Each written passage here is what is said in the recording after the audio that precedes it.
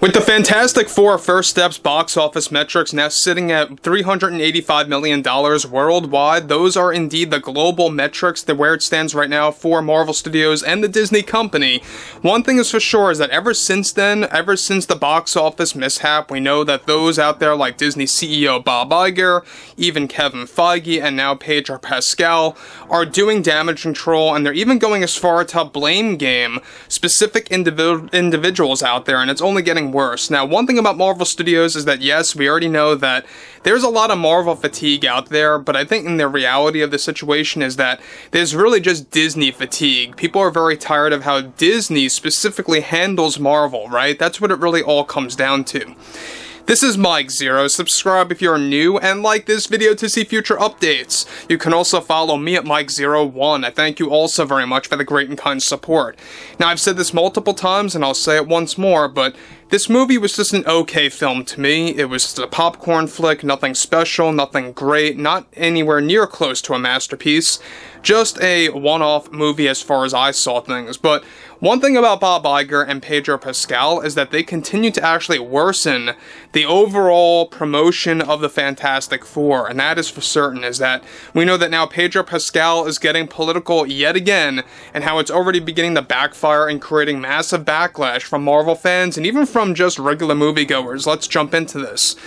Now, one thing about Pedro Pascal is that he has been very clear about this, like a week or two ago, that he will never back down from his political views and his political talking points while also promoting movies. He just doesn't flat out care. And that just goes to show you exactly how out of control Pedro really is. Now, with the Disney company still going through many issues after the Fantastic Four box office is disastrous situation, of course, not just for Marvel Studios, but also for Bob Iger, as the CEO of Disney and even Kevin Feige, who runs Marvel. However, one major development going on now involves more political rants coming from actor Pedro Pascal in the midst of the Fantastic Four box office situation. Now, Pedro recently delivered the following. What I find to be the worst characteristic from MAGA is that they like to argue and they like to point the finger and blame game. For our film, The Fantastic Four, sadly we just didn't reach the exact statistics that we were hoping for at the box office. But this doesn't fall on Disney, Marvel, or the great people like Kevin Feige or Bob Iger, not even myself. This all rests on MAGA's fear of representation and everything else to do with diversity, equity, and inclusion. The greatest issue that we had to face with our film was MAGA creating a political narrative for the Fantastic Four that it was political propaganda.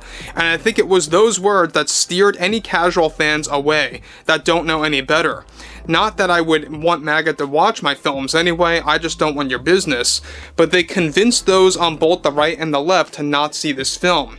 They have a fear of powerful women. They have a fear of change and diversity, and especially someone like me playing Reed Richards, Mr. Fantastic. They just don't get it, man. Nobody else wanted the role, and I took the bravery to take on that role of Mr. Fantastic. If you don't like it, then leave. If you don't like me, you're not going to like Avengers Doomsday, then if I bother you that much. The biggest problem with Trump supporters and MAGA is that they are the leading cause of the destruction of cinema and the art of filmmaking. Guys, let me just stop there for one moment. He's starting to sound like Robert De Niro when he blamed the decline in cinema all on Trump supporters and MAGA specifically.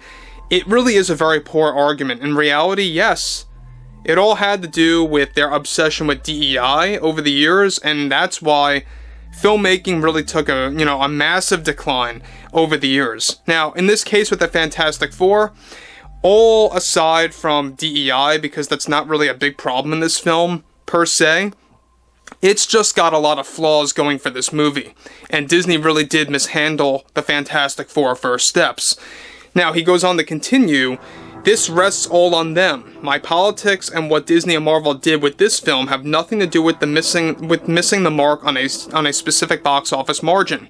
It was all driven by right-wing politics, and this is the problem that I have with right-wingers, is that they take everything out of context. They just don't get it. Diversity, equity, and inclusion is here to stay at Marvel. Whether it's the future of film or television, you can call that an agenda all you want, but it's not. DEI and woke weren't even a thing until Trump came into office back in 2016, and they needed a political talking point to get things done their way. Now guys, let me just say one thing about Pedro is that his obsession with Trump and Trump supporters and right-wingers and MAGA, all this nonsense, right, is, I think, what really did, in and of itself, contribute to a lot of people just staying home and really just calling it quits with Marvel. Now, it's not just Marvel fatigue, but it really is Disney fatigue. But more specifically, there is Pedro Pascal fatigue. People are just tired of seeing this guy's face plastered everywhere, whether it's in The Last of Us, or whether it's in, Marvel or Star Wars or any other comedy films out there. He's everywhere. People are tired of him. People are tired of his politics. That's really what it all comes down to. Now, the thing about Marvel right now is that this is the last thing you would want to do to create momentum for Spider-Man Brand New Day, for Avengers Doomsday in 2026, and so on and so forth. You would think that you would want to have a very special 2025 year when it comes to Marvel films, and the irony here is that the movies like Thunderbolts and the Fantastic Four First Steps, they were labeled as fun, okay movies, nothing substantial, nothing great or a masterpiece by any means, but they just did not do all that well at the box office. And that's the problem when it comes to Thunderbolts and when it comes to this movie in particular. Now he goes on to conclude, and I find it to be a disgrace that so many studios are now bowing down to Trump and Trump supporters, acting very afraid of any consequences if they do hire those that come from a place of diversity.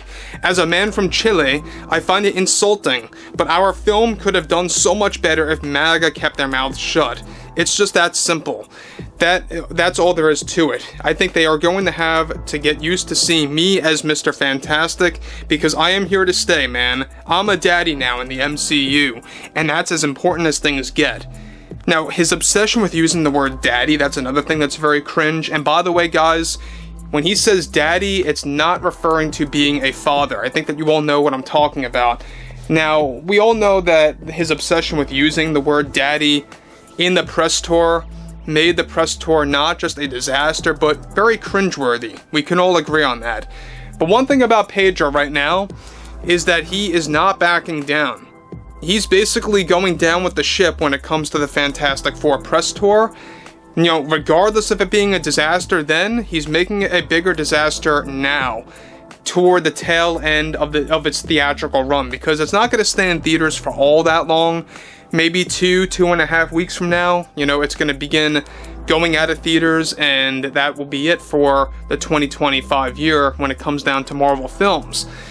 Interestingly enough, we know that Pedro Pascal, he actually just recently wrapped filming for Avengers Doomsday, so this is probably why he's becoming more vocal to Marvel fans and getting very political again. Again, the last thing you want to do, especially after wrapping filming for Avengers Doomsday. They started back in April, by the way. But overall, I would like to hear what you all have to say about all this below in the comments, everything ranging from the F4 box office and everything else to do with Pedro. And if you guys did enjoy the content for today, make sure to drop a thumbs up on this video to support the channel, and I will catch you guys later.